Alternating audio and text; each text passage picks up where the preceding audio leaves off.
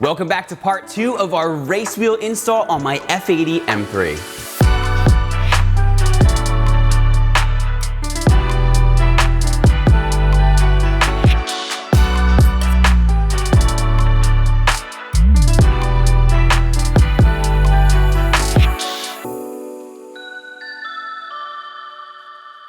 Hey, this is Bryan. Thanks for watching Kies Motorsports. If you like our videos, give us a thumbs up. Make sure to subscribe and check us out at kiesmotorsports.com. If you saw our last video, we completed the wiring necessary to install this amazing BMW OEM race wheel with the display, and it's gonna look insane, especially coming from a standard leather wheel. In today's video, now that the car is all pre-wired, we need to get this naked wheel some clothes. We're gonna take all of the components of my factory wheel, transfer them over, and then we'll show you how to install it. Okay, let's start with the OEM wheel off the car. So I am going to start with a T20, and there is a screw right here, and there's also another screw right over here, and this is going to be to remove this piece of trim. So with a T20, you can remove this.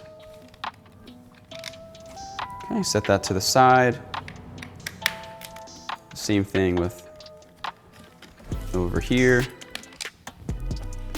And then once you've done that, we can turn the wheel over, and there's another T20 over here. Okay, and put that over there. Once you've done that, you can simply take this piece of trim and you can peel it up like that. It gets a little bit stuck in the leather. Wiggle it off and set it to the side. So even already you can see the new carbon piece that we're going to be installing, so this thing is going to be unbelievable. Okay, once you've done that, I want to get the back plate off. So to do so, you need to remove your paddle shifters. Again, take that T20, and there's a T20 right here holding your paddle in. Now when you release the screw, your paddle will fall off. Just put them over here. And then same thing on this side. Okay. Then once you've done that, you need to disconnect this blue connector and also this blue connector over here. So we're going to slide this out of the way so that I can get to this. It's really helpful if you have some kind of pick tool that you can reach down here and pop this guy up.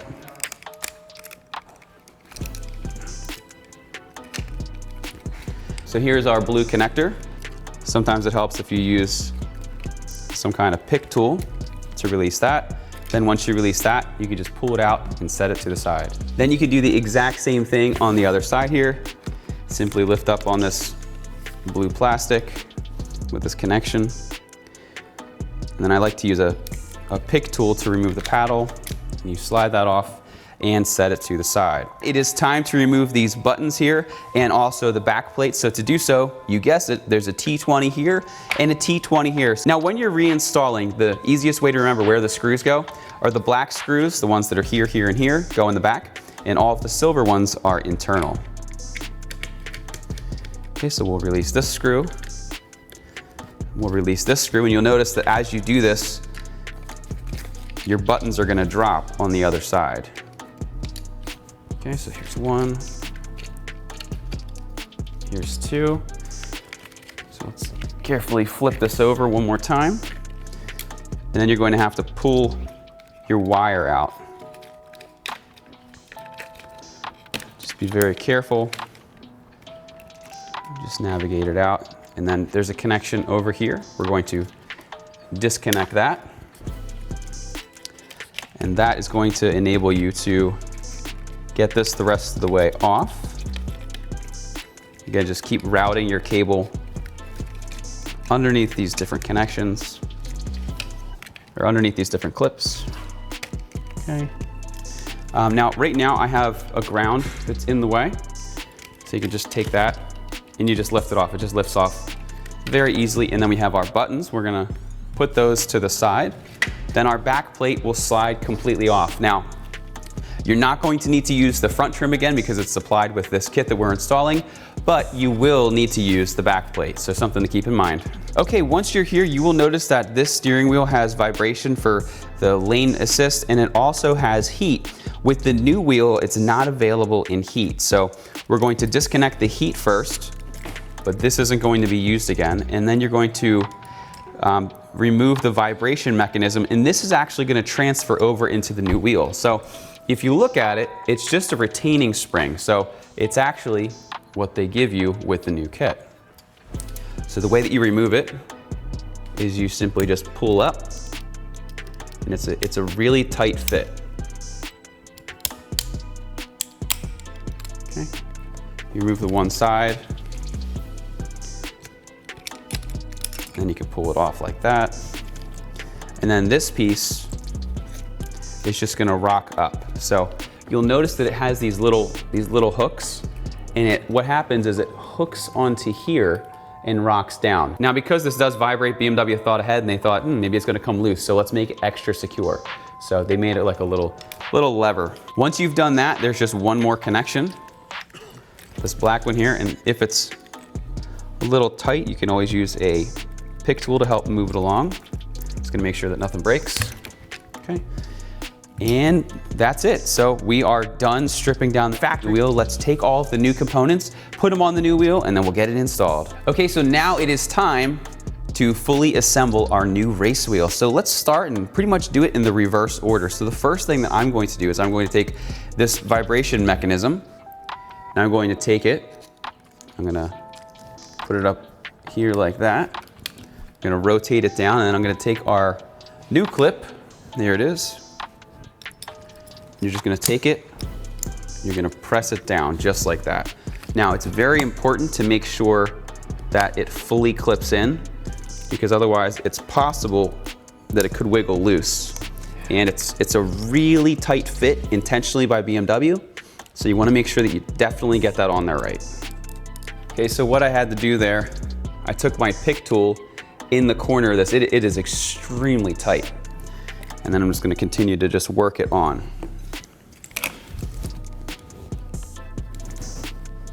Do the same thing on the other side. All right. So at this point, everything is fully snapped in with our vibration mechanism. Okay, once you've done that, you can take your back plate and it just flops right in there. Okay, so then you can just press it up, make sure that everything is sitting in place. And then what I want to do is I want to take our electronics, make sure that you have everything lined up on the correct side. This is going to get pressed down here for now. We're going to take these electronics. We're going to make sure that everything lines up with the hole. And then you're going to take a black screw. You're going to put it in the back here, tighten that up.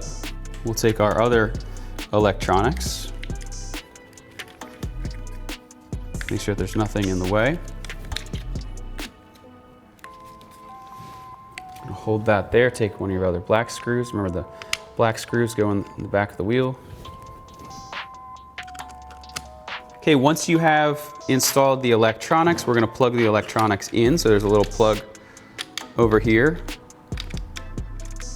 It's gonna slide in right here. It only goes in one way, so if it's not going, don't force it. So now at this point, the electronics are fully installed and fully plugged in. So then we're going to assemble our paddle shifter. So I'm going to take this paddle here.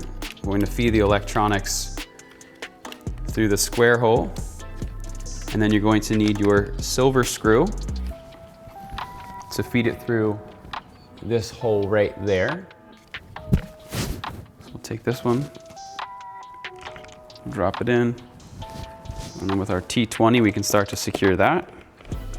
And we'll do the exact same thing on the other side. We'll take our paddle, feed the electronics through. And once you've done that, take your T20 and a silver screw, install that there. Now, basically all we need to do is connect all the connections, route all the wires, and get this ready to rock. So, let's start by taking this paddle connection. We're gonna feed it under here, under this little black retaining clip. Then we can plug it in. Okay, so for this next part, it's going to be very difficult for you to see, but basically there is a little hook right here on the plastic, and on the plastic trim, there is a little spot that it's going to get clipped into. So you're gonna take this, you're gonna route it down here, and then once you get it in place, you're gonna press down. So I like to use my T20 because it's nice and flat. So it's going to sit in there just like that. Again, it's a little hard to see, but once you have it in your hand, you'll be able to see what I'm talking about. Okay, next over here, we're going to take our blue paddle connection. We're going to connect it like so. And then off of this module here, there is one other connection that needs to get connected. So I'm gonna take this. I'm gonna connect that just like that. Now, similar to what we had on the other side, you have this little piece of plastic that holds them together and has a little slit. And then there is a little piece of plastic that it clips onto. So you're going to take this, you're going to push it down here. Make sure that there's no other wires or anything in your way. And it's always very important to make sure that everything is snapped in, because if you don't do it correctly, what can happen is when you go to take your airbag off, you can hit a wire by mistake. Okay, so that's lined up there. I'll make sure that that is fully clipped in, so this way, when I go to take the wheel off in about 20 minutes for another video, we'll be able to get everything off with ease. Okay, then this piece, there are these little plastic tabs right here. They slide into these grooves. So you can take this, slide it in like this. And this clip no longer has a function because it's for the heat. But if you put it right here, it's going to sit nice between some foam. So that way it's not gonna rattle around. Last, you just need to take these other wires and you wanna just feed them in the different channels just to make sure that everything is going to be safe and out of the way. So this one starts by getting routed under the location where we're going to be able to get the airbag off. Then it goes around and it goes under this plastic retaining clip. And I take it from the other side. Pretty much do the same thing. It gets routed through this plastic here.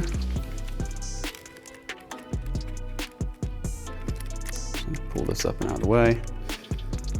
But this is going to get routed over here. And also through here.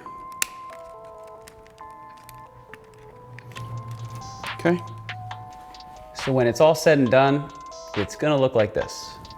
All right, the last part of the process is to install this new piece of trim. So basically it's going to get secured in the same exact locations. You have the one screw from behind, and then you have the two that are going to go, one's over here and one is over here. So you wanna put this in place.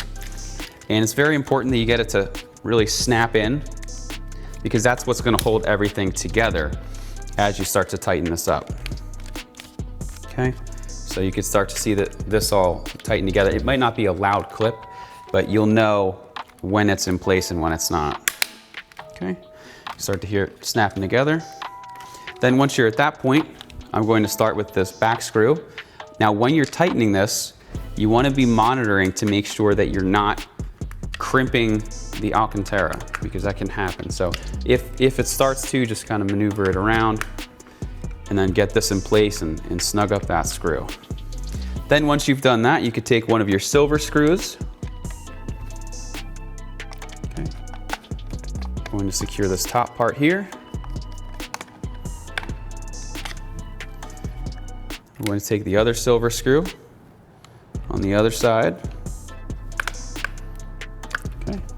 Make sure that everything is nice and snapped in, nice and tight.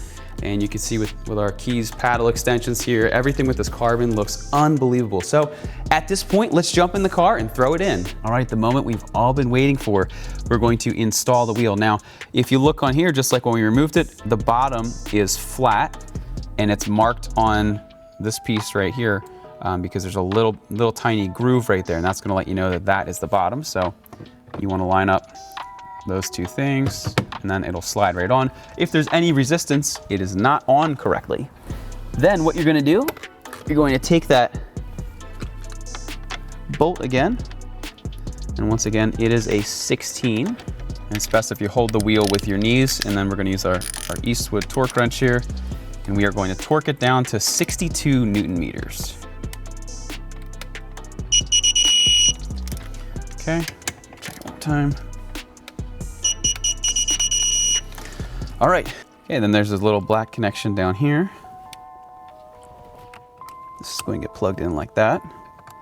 Then this connection is going to get plugged in right there. Then you're going to get your airbag. This connects right there. And then you're going to line up these two pins with the holes that they were removed from. Basically, if you just put the wheel, if you just put it on straight, everything should line up fine. Just clip it in, and at this point, everything is fully installed. Let's reconnect the battery and check it out. All right, let's put the car in accessory mode and check out the wheel. Check that out. And something that I didn't mention before, this actually requires no coating. So once you plug it in, if everything's wired correctly, everything will work without any coating. So as you can see, even without the LED lit up, it looks incredible. And when we put the car in accessory mode, it starts to flash. It says BMW M Performance, and there are just a ton of features packed in this that you can't get with any aftermarket wheel. So be sure to stay tuned because we're gonna have detailed instructions to make sure that you are able to maximize all of the features built into your new display wheel. Once again, my name is Brian. If you're interested in any of the parts or tools we use in today's video, be sure to see the links in the description. If you haven't done so already, give us a thumbs up, make sure to subscribe and check us out at KiesMotorsports.com, and we'll see you in the next video.